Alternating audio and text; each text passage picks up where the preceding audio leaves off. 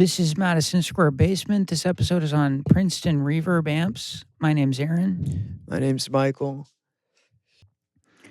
The three Princetons we have access to are your Tyler amps.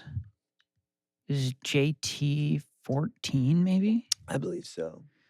and my Headstrong Little King, and then a 19 Reverb. Little King Reverb, and then a 1971 Silverface Princeton Reverb. And they all sound really different. Yeah. There was the only similarity was maybe just like output volume. Yeah, they have some form of reverb. Yeah, the reverb is really different. Wow. I wanted to get the Headstrong version of the deluxe reverb, but there just weren't any available, so I got the Princeton because there was one local, and have really been blown away as far as just like how usable that size of amp is. I wouldn't have guessed really, but it does seem like the Headstrong is maybe a little more like stout and has a little more clean headroom than you might expect. The Headstrong's loud.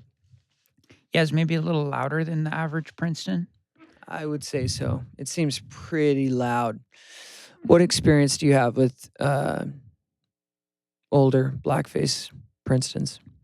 I've owned like a tuxedo Princeton, so not non-reverb. Non-reverb, not really the same circuit, but and then I've played, 64 through 67 blackface Princeton reverbs, and I always thought they just sounded a little squishy, when you turned them up.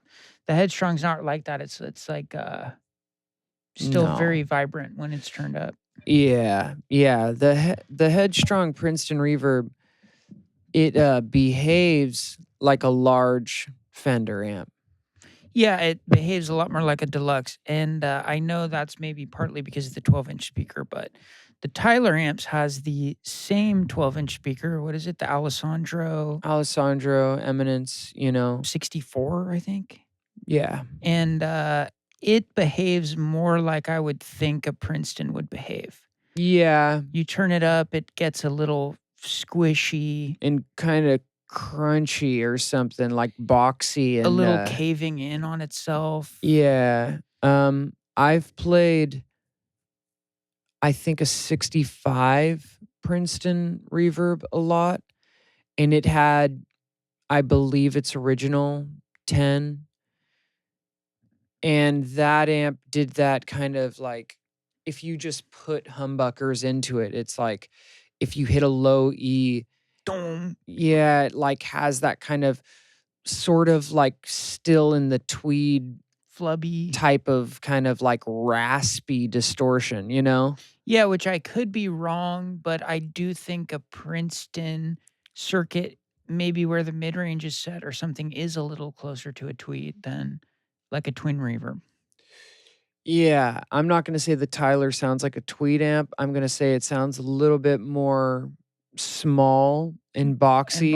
And a little more mid-range. More mid-range, and it doesn't have the top-end fidelity that the Headstrong does. The Headstrong sounds like a really clean 66 like blackface amp, where like the top end doesn't seem like attenuated really. It's just like that you can tell from the hiss of the amp.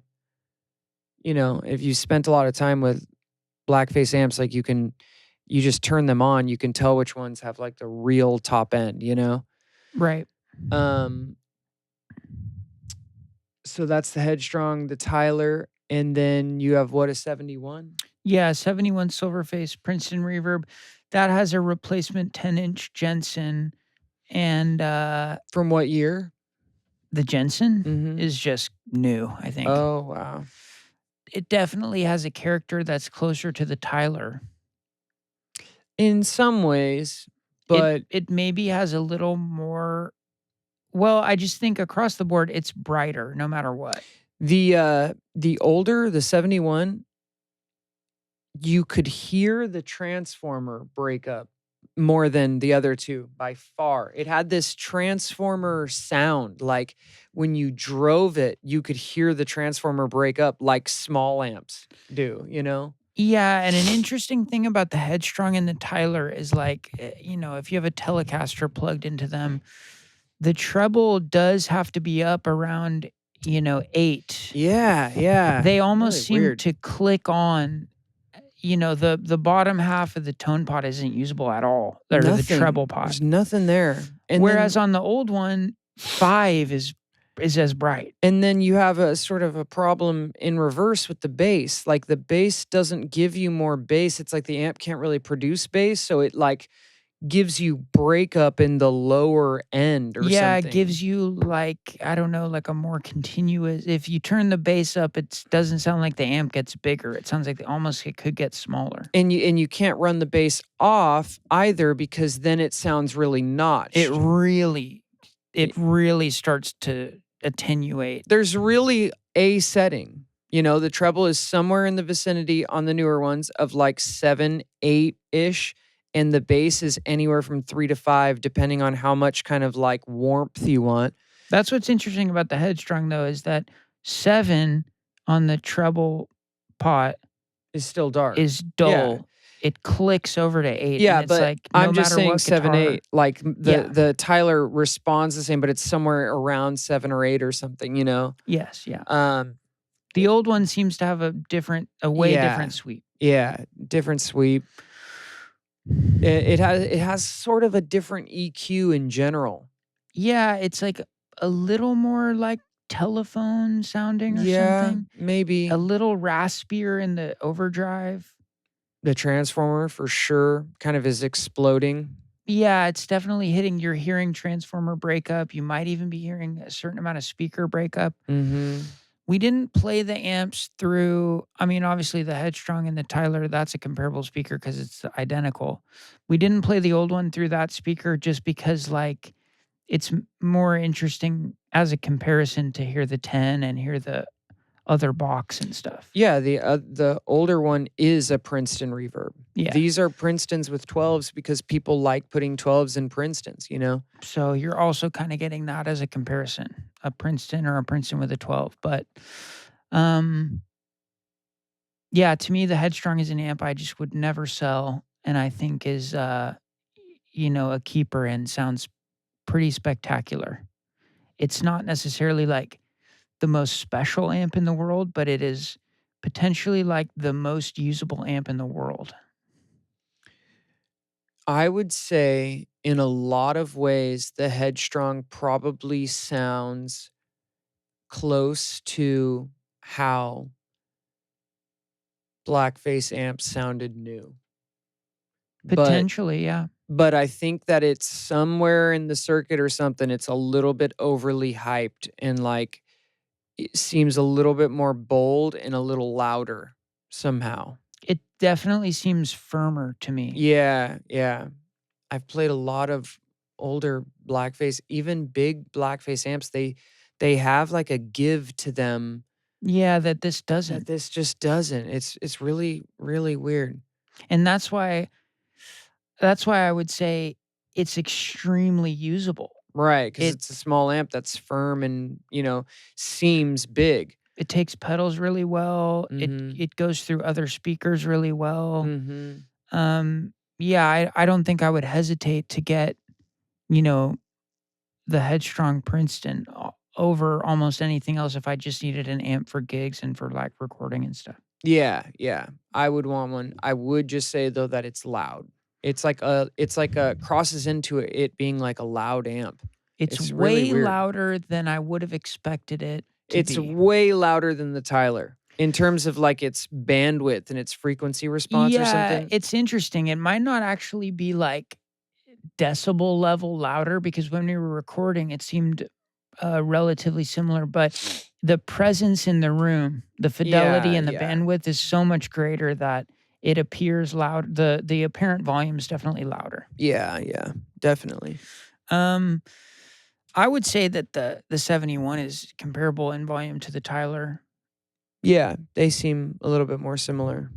and, I would say it sounds, you know, it also is maybe not, like, special. It just sounds like a cool old Princeton. Yeah, it sounds good.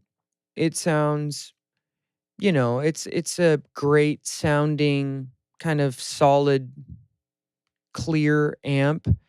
It's not like I wouldn't go get that, you know? It's not like I would much rather have the Headstrong, you know? Just in terms of flexibility, I'd much rather have the Headstrong. Yeah. Um, all 3 had completely different sounding reverbs. I think that the Tyler amps guy has changed the tank Yeah, since over years, time. but the Yeah. reverb in that amp is like a joke. It's like dropping a golf ball into like a big metal tank that's you store water in. It is so springy, and what we kind of had thought was that the Headstrong maybe has some sort of, like, three-spring tank or something different to make its reverb sound better, and that the old one would sound more like the Tyler, but the old one's reverb sounds way better than the Tyler. Yeah, the Tyler has something going on. I mean, it sounds like an 80s rack reverb on spring, you know? Yeah, or any of your Marlboro Premier Mhm. Silvertone Mhm. Gibson reverb tanks, from the Mhm. '60s. Yeah. Springy as hell Yeah, it sounds like a slapback echo with like 6 repeats. and, like, dark and weird. It's just very strange, like, to the point of seeming like something's wrong with it, but I've had it looked at. I don't know, it doesn't seem good. Um, it could be a tank thing, man. It I really think I could th be. I think 100% is a tank thing. It's gotta be. I mean, how different could the circuit really be, you know? Yeah, and I think he said he switched over Yeah, he to said he switched to a 3-spring tank at and some this point. might even be a 1 spring, I don't know, I think it's 2, but, I mean, it sounds crazy. so But that's probably one of the more distinct differences. yeah, the Headstrong has a reverb that sounds like floating on clouds, like, mixed with a plate Yeah, it's spring, pretty pillowy sound. It's not really very springy. dampened, Yeah, yeah. like, soft and in the back, but it explodes really fast. I mean, you can't use very I mean, Yeah, I think I'm gonna try and change the reverb driver tube to yeah, I would do that. a lighter Lighter gain gain. tube because, yeah, like, 2 is pretty reverby but usable, and 3 is absurd, and then anything past that is just coated in Yeah, reverb. yeah. The, uh, the 71 had a cool sounding reverb. With a pretty usable sweep actually on the Yeah, pot. yeah, more usable than both. And, that amp's all original transformers, everything but the speaker is original, and it's healthy and been maintained, so, uh, you know, it sounds like it's supposed to sound. In terms of distortion, the Headstrong has a great crunchy sound.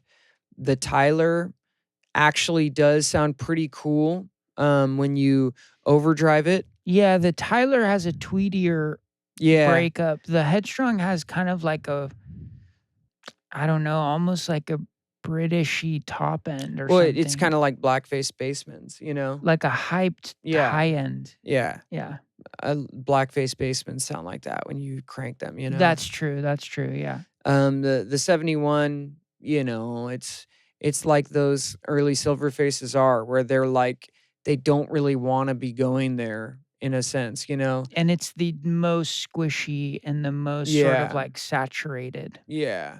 And just doesn't like it doesn't cross over into like a distortion that seems like it would be part of your sound or something, you know? Like, I don't know, I mean, I think you could dial everything in for it, but, it definitely feels like you're asking something from the amp that it's not yeah. really wanting to give, like you're kneeing it a little Yeah, bit. yeah, the Tyler crosses over into this, like, crunch, like, really easily and sounds good doing it. And the Tyler is also, more versatile than we showed in the clips because it has a mids knob in the back and a fat switch. Well, negative feedback defeat. So you can just get out of the negative feedback and the amp gets significantly louder or just compresses earlier.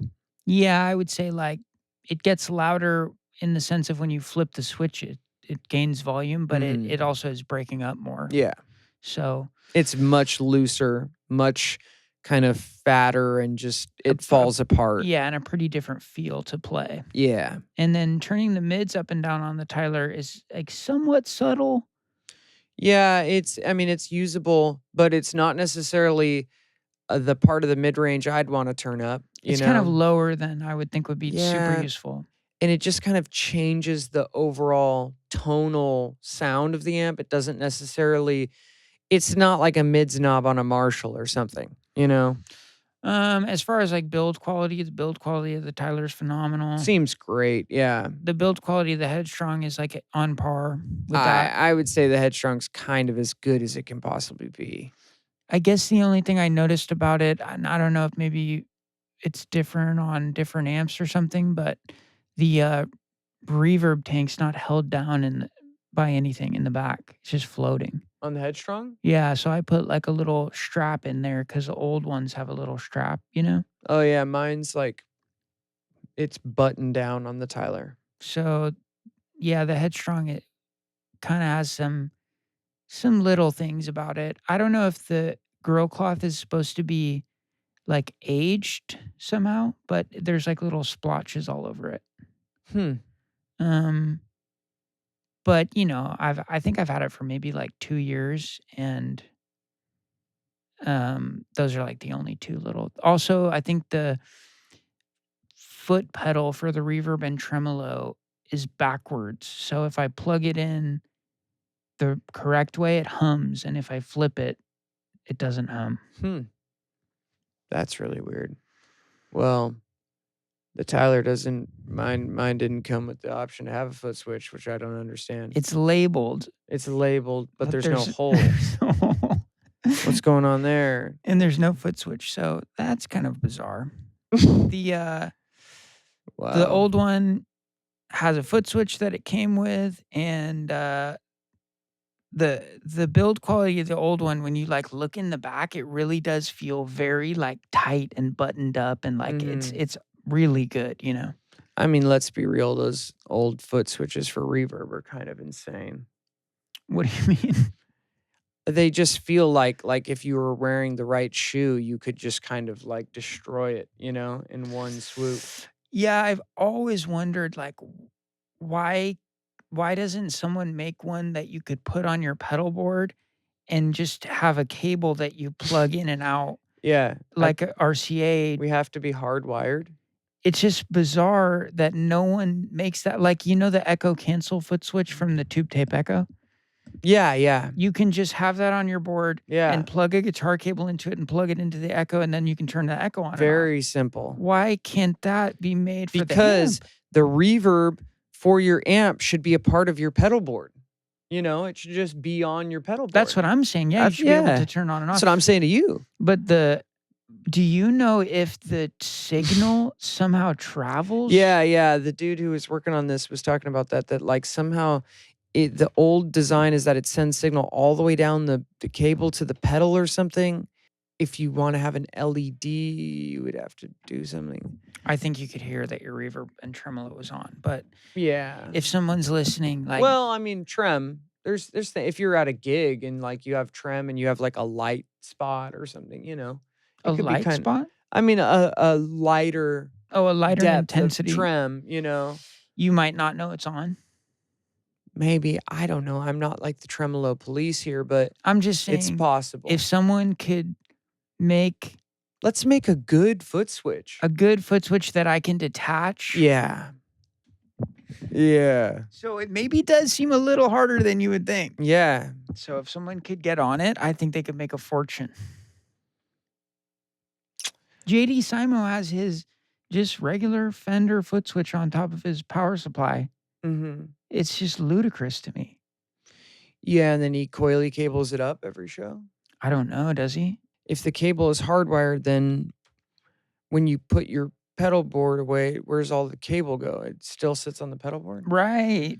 I don't know. It seems like there's kind of a conspiracy going on, but Okay, but the clips they're what were the Michael's clips? Yeah. 1957 Les Paul special and my Protocaster Telecaster.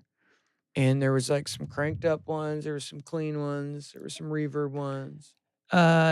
The setting on the amp never changes. The guitar is just rolled up and down. Oh, that's right. That's And then right. for the clean one, we just turned on the reverb.